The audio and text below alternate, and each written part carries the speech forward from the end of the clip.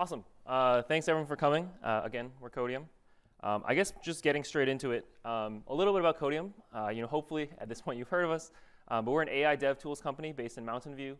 At this point, we're a Series C company, valuation at 1.25 billion. And one of our recent things we did is we launched the Windsurf editor. This is what we call our first AI-powered IDE, and really focus on having an AI agent built into your flow, sort of working alongside you every day. We've been around since I think around 2021, but as I'll get into, we haven't always been doing what we're doing today, so we'll get right into it. Starting off with, what are we doing today? So I mentioned Windsurf. This is our AI-powered IDE. We have the links here for you to get access to it and try it out, but just to give a quick demo, we'll just show a quick video of sort of what this actually looks like. So let me back up a second. So one of the main features of our AI IDE is what we see on the right side here. This is our chat panel. So people are familiar with ChatGPT, obviously, but what we really wanted to do is build an editor where you have a chat experience built into your editor, and is very focused on coding-specific tasks. Early on, we started with chat that just has knowledge of your code base, has context, but we wanted to go farther than that, build an agent that's able to actually interact through the code base, do sort of independent research and iteration on its own, and then be able to actually work seamlessly with the user, creating files, creating edits, moving files around, running terminal commands, everything sort of like seamlessly in sync with what the user is doing. And this is not just sort of fire and forget. Very much this is meant to work with the user, so we also have understanding of what the user is doing, what files they're modifying, what files they're editing, what changes they've made, what terminal commands they've run. So the editor or the agent is really meant to work alongside you, have an understanding of where you're going, what you're planning to do, and be able to sort of pick up where you left off and sort of take you to the next step. Okay, awesome. So. How many of you use like another AI-powered editor? Cool. How many of you use like Copilot? How many of you use an GPT for your homework? Awesome. So definitely, this is not a new area to everyone. I think people are pretty familiar. But anyways, as I mentioned before, this is not what we've always been doing. As a company, we started in 2021. These are our two founders, Varun and Douglas. They're both class of 2018 here from MIT. So in 2021, they started up a startup called Exafunction. And this startup was working out of Douglas's living room, as you can see here. This was like during the height of COVID, so I think they were basically locked in, coding every hour of the day. But what we were working on then was something a little different. So back then, we were actually working on GPU virtualization, basically building infrastructure to serve massive machine learning workloads and maximizing your GPU utilization. So of course, this is a little different. Our primary customers back then were self-driving car industry. So basically working on specifically focused on self-driving simulation workloads. You can think about, I actually have some past experience. Before Codeium, I was actually working at Neuro, another self-driving car company. And really the simulation is focused on things like, we need to figure out what scenarios the vehicle is doing well and what it's not. And this requires large GPU workloads to actually simulate the entire stack. And this is what Codeium, or Exafunction at the time, was focused on. So we worked on this for about a year. And things were going generally all right, but we realized a couple things. This is sort of, around, let's say, September, October 2022. The self-driving industry itself was kind of imploding, I guess, at the time. It had been hot for a while, but there was a lot of activity with mergers and acquisitions, a lot of exits. Obviously, nowadays, the self-driving industry looks very different than it did, 5, 10 years ago. Beyond that, I think there was also clear indication that a lot of other things were moving very quickly in the sort of LLM industry in general. OpenAI had just released Text DaVinci 003, and this was a surprisingly good, massive step forward in terms of the technology for large language models. Obviously, in hindsight, this was, very much, prescient in terms of, clearly where we are today is so different than when we were, even in 2022. And beyond that, I think, in general, LLMs were becoming more and more popular. And given sort of what we were focused on previously with this sort of GPU inference optimization focused on these simulation workloads, it was very unclear how Exafunction could actually serve this new growing industry of large language models. So I guess the takeaway there is startups really need to either thrive or die, and we weren't thriving. So Douglas and Varun started thinking about what we could actually do, focused on more of this LLM space, and we did end up pivoting. So in October 2022, we sort of pivoted into what is now Codeium. We pivoted the entire company being 8 people and 1 intern, towards something new. Our AI-powered coding assistant powered by large language models. And we called this Codeium. So you can actually see here, this is us. Here. So this is a couple of us from the company, and our intern, Devin, is right here. His first day was actually supposed to be the day that we decided to pivot. So we told him, please do not come in on Monday. Come back on Tuesday, and we'll tell you what we're doing. So we asked him, if he was still interested in working on what we were doing. He was. He's now a full-time employee, so I guess he enjoyed the change. And this is me. In terms of some of the reasoning of how we got here, obviously I think people here are very familiar with GitHub Copilot. We have been using GitHub Copilot in the free period for a while. We actually, I think some of us got early beta access to it. And we were pretty impressed with the quality of suggestions, the ability that it's able to actually predict the next line of code that you're going to write. But we felt there was a lot more to explore. This was clearly very much like a very nascent industry. And with the sort of explosion or start of the explosion of LLMs, this was really the beginning of where it could be. So in terms of how we started, our MVP was building a VS Code extension that would make autocomplete suggestions, sort of what people are familiar with GitHub Copilot as an AI coding agent back in the days. So Copilot already existed, so the question was, how are we actually going to make a splash? So at that point, we committed to making our extension free forever. We were trying to figure out, how can we actually get out to the industry? This seemed like a great way to do it. We were going to figure out, how to make money later. I think we had some wild initial ideas, like taking ads and autocomplete. Different API providers could say, like, oh, we'll pay you to, suggest this, API for our users. But we would sort of figure that out a little bit down the line. I think our main priority at the time was really getting this first MVP out to users. We also had a lot of strategies for how do we actually get our name out. We had our office right in the heart of downtown Mountain View. So we actually tried building a light-up sign with the words Codeium, hung it on our windows, and you can actually see this here. So on our onboarding form at the time, we actually had some sourcing information of where people were hearing about us. We had classic things like hear about us on Reddit or Hacker News, maybe from friends. And one of our options was actually you saw the sign, and I think maybe 1% to 2% of our users at the time said they had seen the sign. Maybe some of them were trolling, but hopefully we got some value out of this.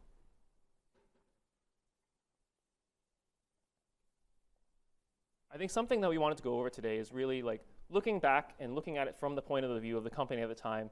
Clearly, the space was a lot less defined than it is today. And we had a lot of pretty important and pretty large questions we wanted to focus on that we needed to answer immediately before we could figure out, where is this company going in the future? What are we actually going to do? So the first was, where do we actually get our model, right? GitHub Copilot had been out there. It's been using OpenAI's sort of premium models. But we need to figure out how can we actually do this at scale? If we want to compete with Copilot, we're not going to just immediately jump onto using the OpenAI models. So given that we had a lot of infrastructure experience ourselves, we decided to actually run our own model, and from that we used Codegen. So Codegen was a 350 million parameter model that had been released publicly around that time. It was pretty tiny compared to today's standards, obviously, but at the time it was really quite impressive. So our first task was actually being able to run this on GPU machines. We actually just rented some from GCP and got it up and running there. Funnily enough, I forget if I go into this a little later, but we initially had some issues with this model. When we were running it, it seemed to produce generally cohesive results. We tried things like the classic define a function that's predicting Fibonacci numbers. It seemed generally reasonable, except the comments would be in languages like Korean or Chinese or Portuguese or Russian. We had a whole slew of different problems there with no sort of prior, even if you leave comments ahead of time in a different language, it would go wildly off the roads in terms of these languages. This ended up being a bug in some of the Hugging Face code that we were using at the time. I think since then we used a couple other various things that we found on Hugging Face that also had bugs. I think at this point we have banned use of any Hugging Face code within the company. So the next question is, how do you construct the prompt? Our current prompt construction is pretty ridiculously complicated. Our goal is to figure out everything that might be relevant to the model, what information that it needs to know about your code base, about what the user's doing, any recent changes they made, anything that as a user that you have sort of the state built up in your head of as you're working, all the thoughts going through your mind, what are you going to do next? We're trying to incorporate that all in one textual prompt to the model so we can figure out what you're about to do. But at the time, we need to do something simple. So we just took everything to the left of your cursor, threw it in the model, and just see what it spits out. And generally, it worked pretty reasonably. Another very important question for us was, how do we actually run this model both freely so that we can run it both efficiently and cheaply to actually make that possible? We committed to giving it away free forever, so we need to make sure we're not going to bankrupt ourselves immediately in that process. We also want to make sure that this runs quickly. You can imagine for people who've used any sort of AI coding agent, especially for inline autocomplete where you're typing, it's going to suggest things to you, you need to accept that. This needs to be a fast experience, right? You don't want to be typing, have to pause for 1 to 2 seconds, 3 seconds, wait for something to show up, and then continue your flow. It needs to be something that sort of is integrated tightly into your daily flow that you can just code and accept as it comes up. Fortunately, we have a lot of experience as a ML infrastructure company working on just this kind of highly performant GPU code. So we had our own inference stack, and we had some other fun tricks that I'll mention in the future to actually making this go faster. So the other question for us was, so the other question was how do we actually show the completions to the user? Where do we cut it off, right? Generally, these models are somewhat aligned with this task, right? Their goal is basically, given some text, predict what's coming next. This is generally correct, generally useful. The question is, where do you actually cut it off? If I'm starting to write a file, the model's goal is basically predict the entire file until the entire end. What is going to happen here? Write all the code for me. As a user, this is not particularly useful. One, it's going to take forever to generate all these tokens. Two, maybe I'm just trying to finish my current function, right? I don't need it to write the entire file. The likelihood it's going to guess, all of the next, 120, 200 lines correctly is very low. So we're trying to figure out, how do we actually cut this off? Do we just show, completions to the ends of the line? We tried that initially, but multi-line completions is actually a very nice functionality. If I'm writing this Fibonacci function, I don't want to have to tab, end to return 0, go to the next line, have it tab again, tab again, tab again. Ideally, we'd like to be able to finish your complete thought. So I think we started to think about, how do we consider what is a complete thought? Something that we tried at the time and what we've been using for a while now is things like being able to cut off on scope exit, right? So obviously right now I'm sort of in this function. Once I exit this function, it's probably a completion of my thought. Let's autocomplete up to there. Maybe we can predict what's going on further, but don't show too much at one time. Beyond that, we also had other heuristics, like if there's ever an empty line, even if you have a long function, if you have an empty line, this is probably a good place to cut off. It shows sort of the continuation of thought on the end of one block, something the user can sort of easily digest, they can accept it, and then after that we can sort of show them what we're predicting next. Some other fun stuff here was actually the VS Code's API for how to actually show this to you, how to build an extension that can actually integrate into the user's environment, show the ghost text, be able to allow them to accept it, toggle through potentially multiple completions.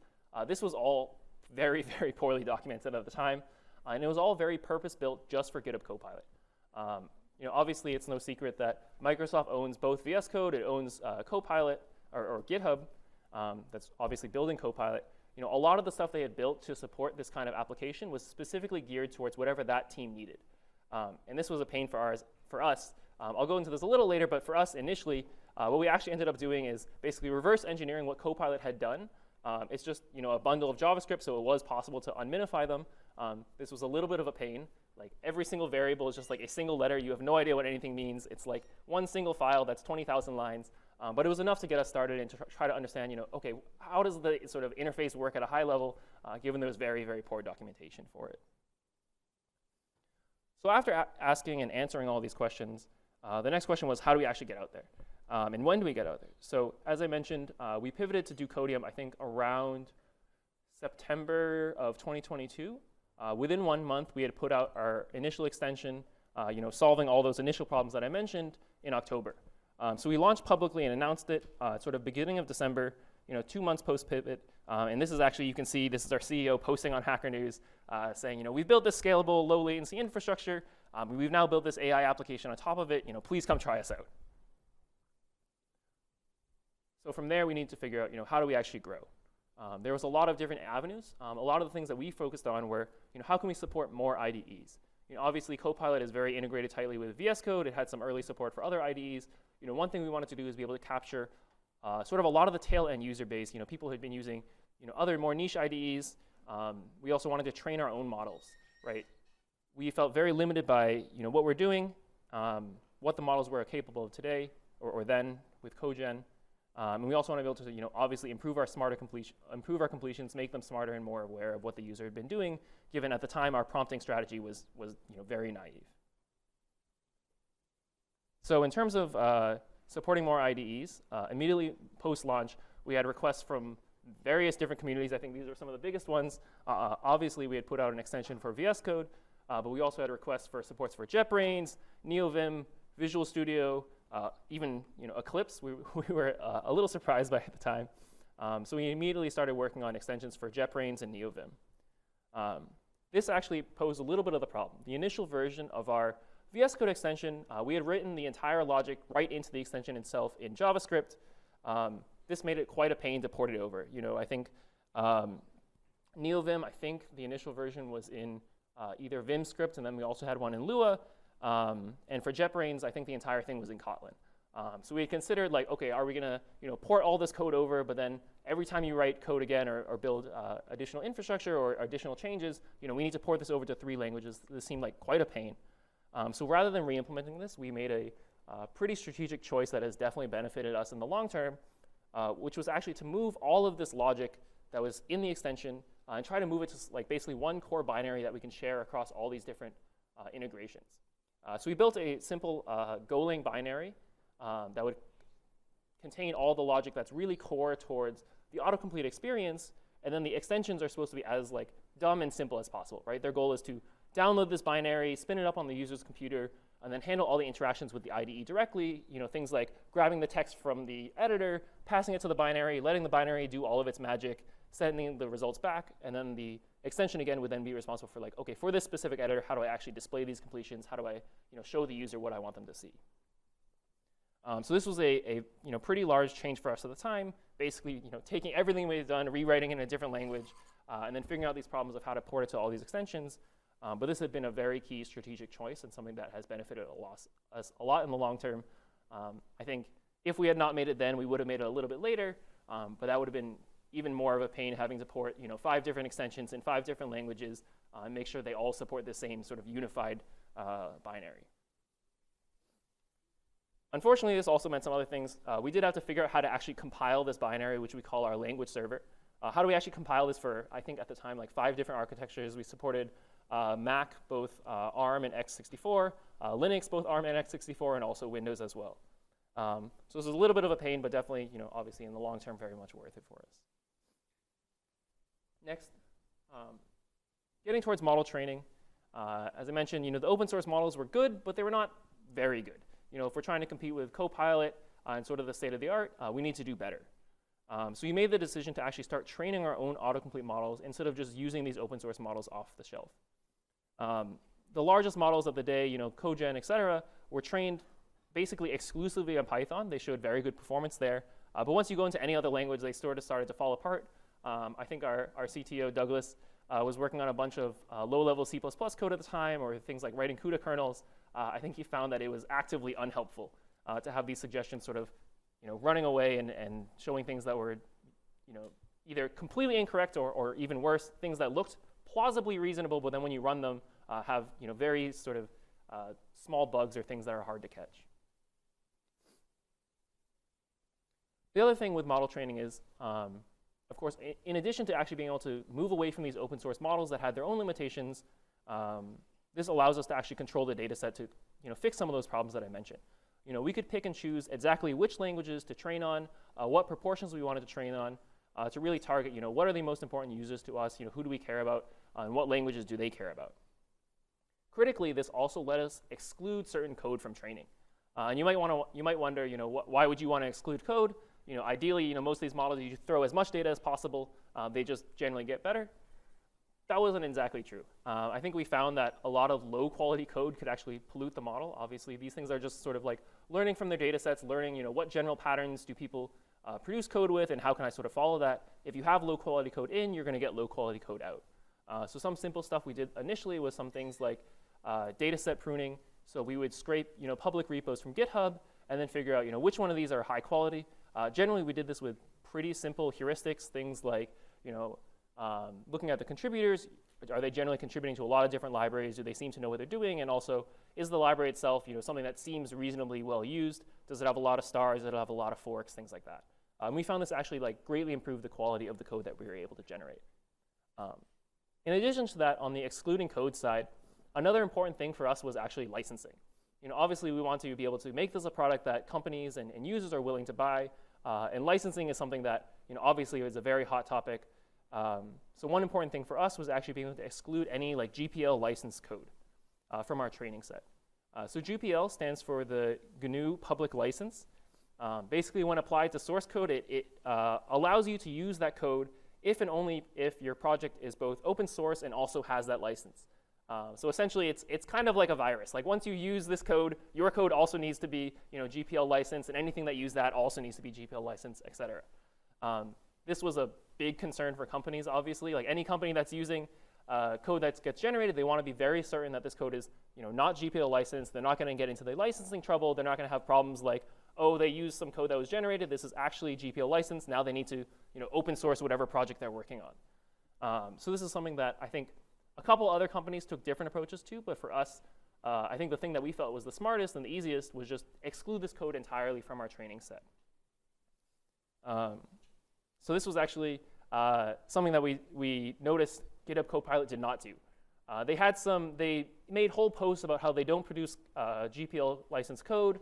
They had sort of post-inference time filters for detecting, is the code I'm producing attributable to any GPL licensed libraries. But with some quick testing, we found that this did not work particularly well.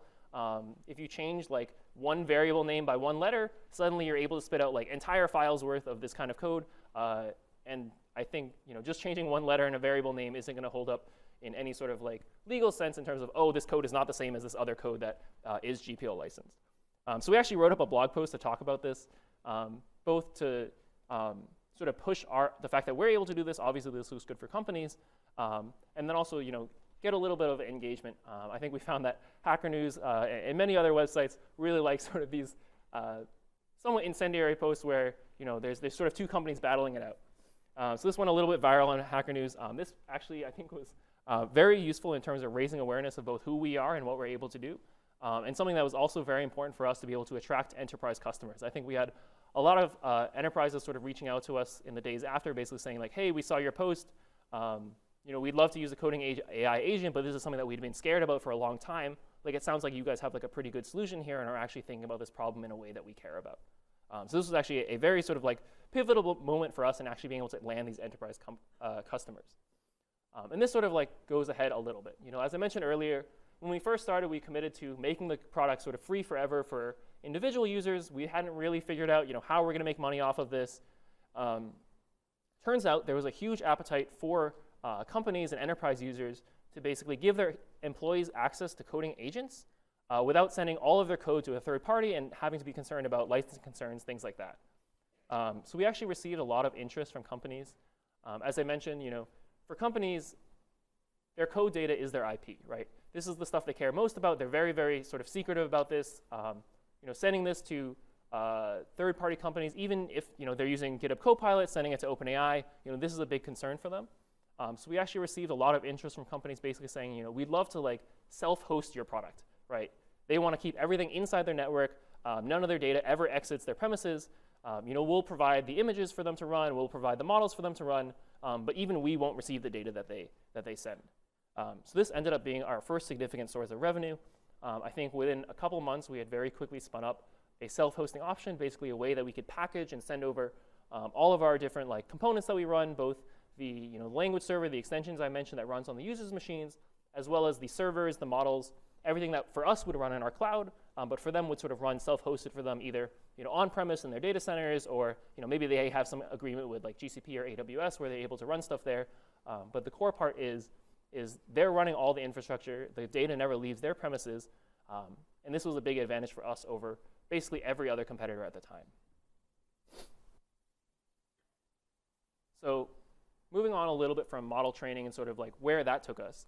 The other part for us was actually how do we actually make the model better? How do we solve better problems and make the coding more aware of sort of what's going on in your code base? Obviously, there are things with grabbing context, looking at things like, what are your nearby files? If I'm working on some file, as a programmer, like I have other tabs open, those are probably relevant. Maybe the other files in the nearby directories are relevant. Maybe I can do simple searches like, I'm invoking some function. If I can find the function definition and pull that into my context, pass it to the model, that's obviously very useful. So there's this whole area of context awareness. Obviously today this has gone a little bit out of hand in terms of we have whole teams working on this. But at the time we were also focused on even more simple things. How do I present an experience to the user that feels smart, feels better than sort of what was available at the time? So as I mentioned, initially our prompt was very simply pass in the model all the text to the left of the cursor, have it predict what comes after. This is nice for sort of 0 to 1 projects, right? I'm writing a file top to bottom. Okay, like the stuff before it, predict what comes afterwards. However, realistically, this is not how a lot of software development is done, right? Where we're taking existing code bases can be very large, want to modify files, add existing logic. One of the key pieces for us to figure out very quickly was how do we actually do things like fill in the middle. So this is an example here, right? If I have the beginning of my function definition, I have the end, and I want to fill in the middle, obviously it's not enough to give the model just what's left of the cursor. You also need to give the model what is right of the cursor. So this was something that we were figuring out at the time. We are able to pass basically like what is the suffix, what is the prefix, and have the model predict what's in the middle. Fortunately, we're able to get these sort of data sets, sort of simulate, okay, from all of our data, let's chop out random chunks, take what's before it, take what's after it, present it in some sort of structured prompt, train the model on that, and now we can actually apply this to various other places where users would actually want to edit their code. This actually required a little bit of iteration. I think initially we made some bad assumptions of where the right side might cut off. That basically meant that okay, everything seems to work right with fill in the middle, except if you're right before or right after a new line, maybe it would do something a little weird. There were also questions with can we do this in the middle of lines? So inline fill in the middle is what we call inline fim. This is sort of as you see here.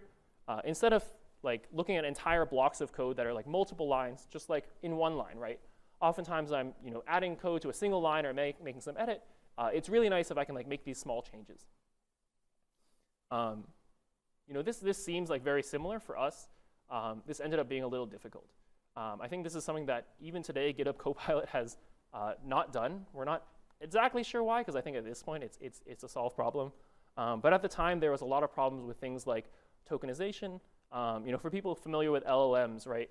You're not feeding into the LLM every single individual character and having it predict what's next. They get sort of tokens, right? Which are ways to bunch multiple characters together to feed into the model in the way that it's able to understand. The idea of bunching these characters together, you want to reduce the amount of data that is going into the model. Instead of having a 1,000 letter prompt be 1,000 tokens into the model, maybe it's only 300. So some problems that we found are things especially even more noticeably with inline fim as opposed to the earlier sort of multi-line fim. Oftentimes, let's say the word return is a token. In most of the training data, you'd see return as a whole as one token. If you actually split this up, so now you're in the middle, this causes some problems. The model has never seen RET as a token and then URN as a token afterwards, because in the data set, whenever it sees the word return, it's always tokenized as one word together. So we had some problems here where basically if you had something like this, it would instead come up with some wildly different word that happened to tokenize as RET and then whatever comes after that. So we had to play around with this a lot. This was a little bit of a pain. You had to do things okay, let's pretend the last word that you see here was not actually token, remove it from the prompt, have the model predict what it's going to predict, and then filter that set down to just the ones that end up starting with whatever you removed. Yeah, so there's a lot of pain points there. So even though this looks simple, At the time, this was quite a pain in the ass to figure out. Anyways, so that was a lot of what was going on sort of early in the company. This is, you can think about, I guess, sort of end of 2022, early 2023. Let's fast forward to where we were September 2024. So just sort of near the end of last year. At this point, we were about 2 years post-pivot. We had grown a lot. We were no longer 8 employees and 1 intern. We were over 100 employees. We have whole marketing department, sales department, recruiting, finance, in addition to engineering, obviously.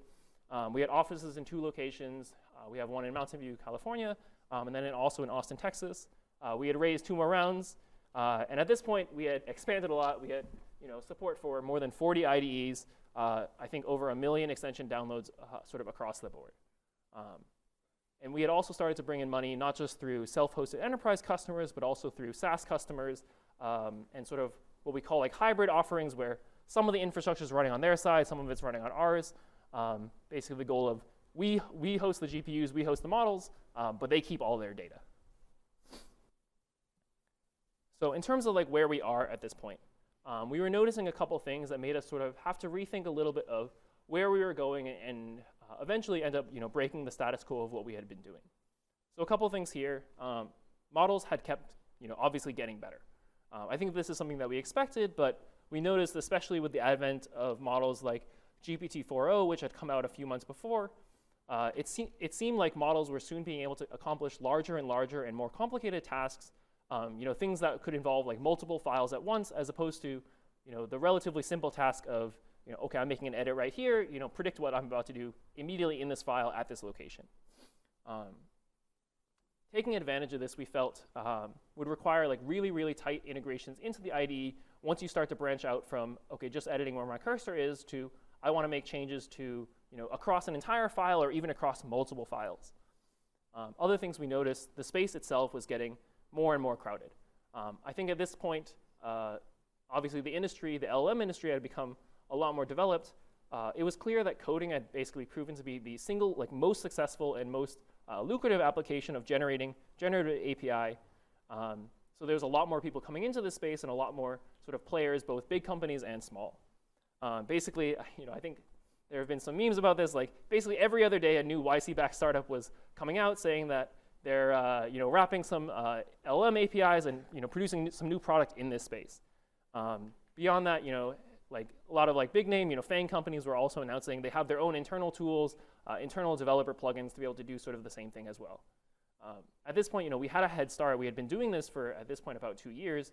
But we really needed to make sure that we could stay ahead and really take advantage of our lead that we had. Beyond that, the third, I think I mentioned, alluded this a little bit earlier, VS Code kept breaking our features. We had shipped at this point a feature called Codeium command.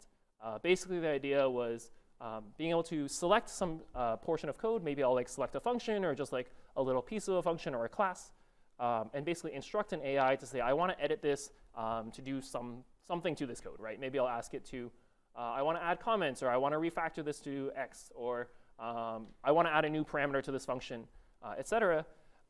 We had implemented this in VS Code. Unfortunately, as I mentioned before, the APIs themselves were pretty limited. What we ended up actually doing for this in terms of the UI was we took the component that was used for GitHub review bots that would leave comments on code and I think VS Code actually had an API to basically show these comments in line in the editor. We actually took this as the way we would take the input from the users. So instead of them leaving a comment for a GitHub PR bot, they would leave a comment leave a comment for our bot, and we would immediately take action and edit this. It was something we sort of hacked around to get this to work. Unfortunately, they kept changing this API, and our feature broke 4 releases in a row. And this was getting to be quite annoying. Users would come to us and say, this is broken, and we'd respond back basically oh, VS Code broke this sort of random API that they didn't expect to be used for this purpose. Beyond that, I think the last thing here, it was very clear at this point, VS Code was giving preferential treatment to GitHub Copilot. As I mentioned before, a lot of these APIs were tailored designed for Copilot. It's if they wanted some functionality, the API would be designed with the minimum amount of customization to be able to support whatever Copilot needed, which was not necessarily what we wanted or the customization that we would need as well. Beyond this, there was actually things called proposed APIs.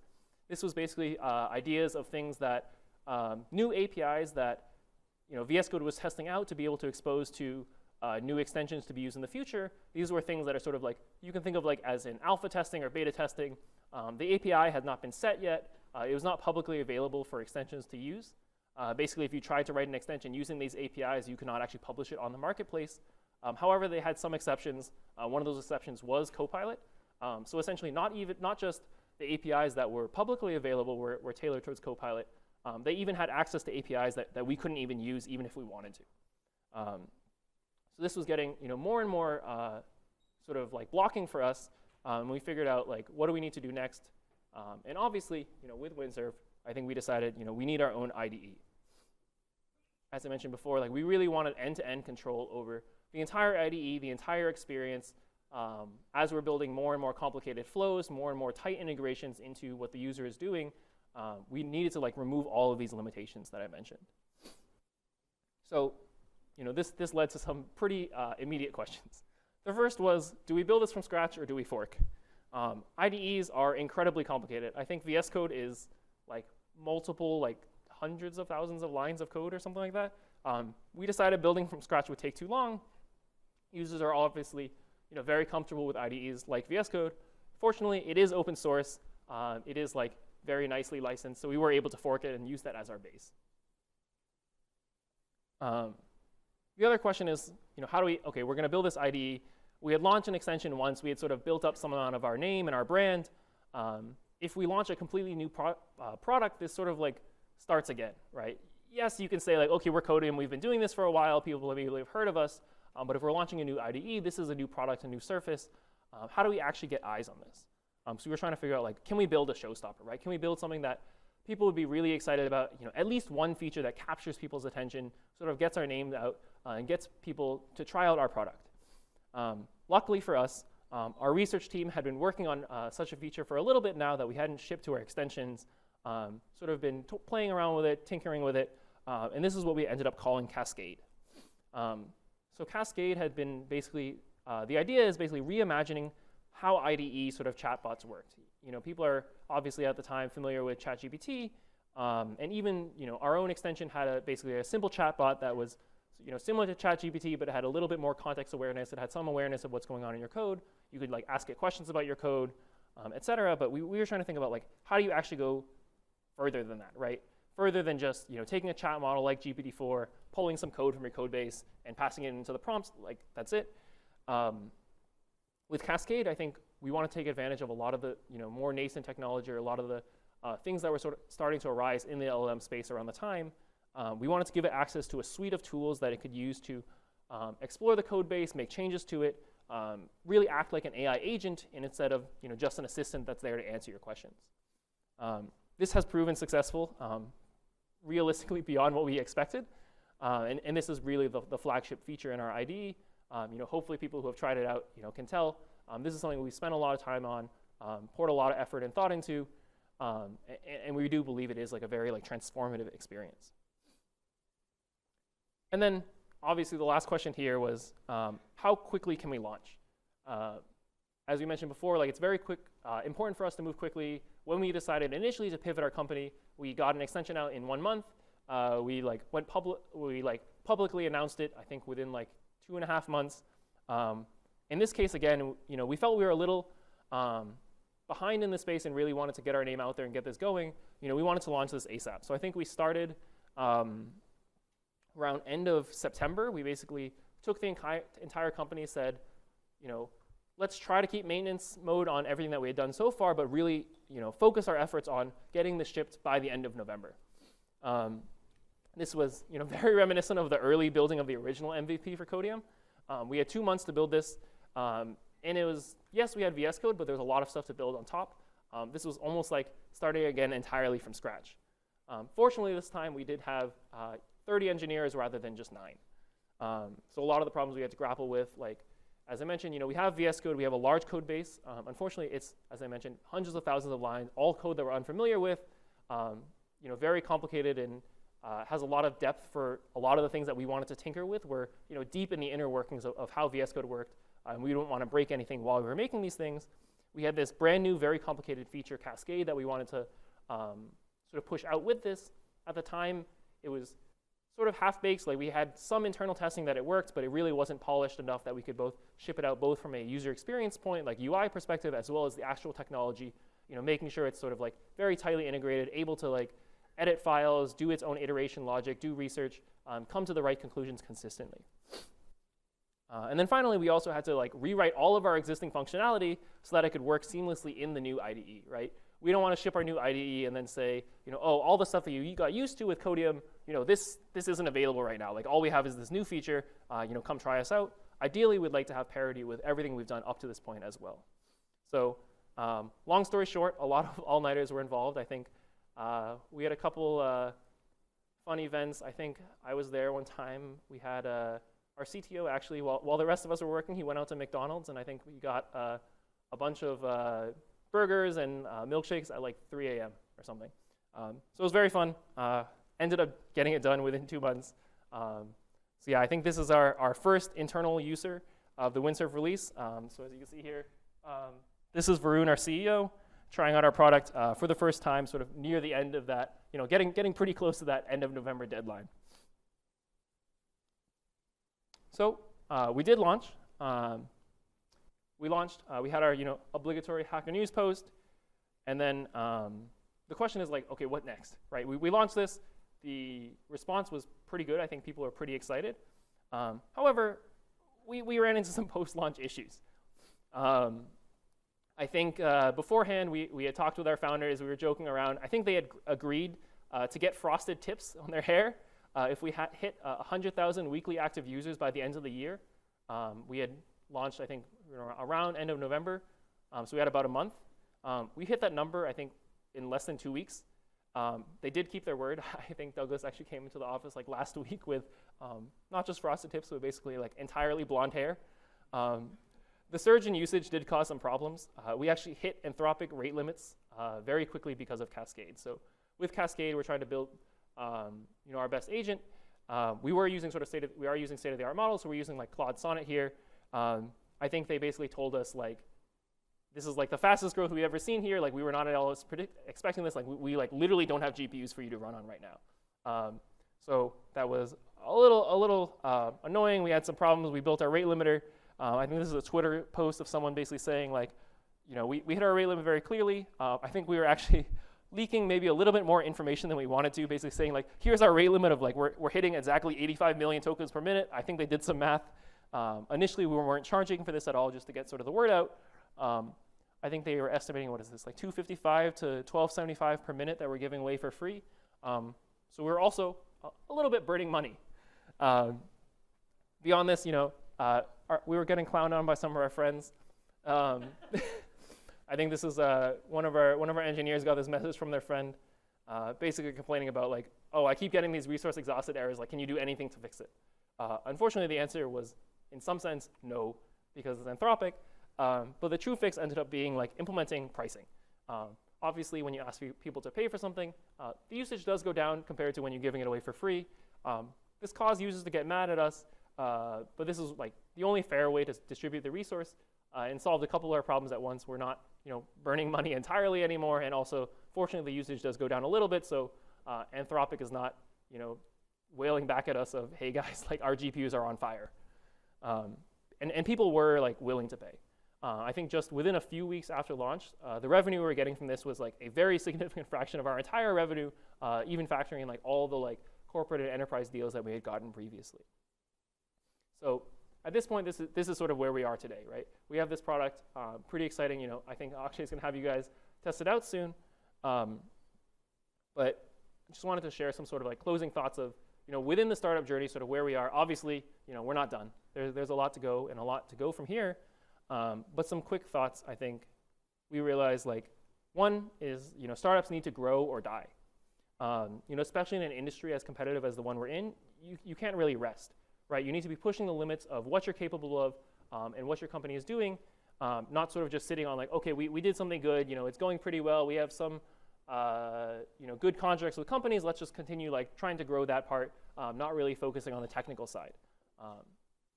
Beyond that, I think the other one we realized, obviously pretty clear from here, we felt it's very important to be willing to like really reinvent yourselves and reinvent your company, every few years or maybe even sooner if necessary. I think both in the initial pivot as well as our effort to build Windsurf, we made a conscious decision to really deviate from what we're doing, chart a new course, and put in a ton of effort for this despite the sort of risk it carried. I think we feel that a lot of times in the startup space, being nimble is a little underrated, especially as a company grows beyond their initial seed round, A round.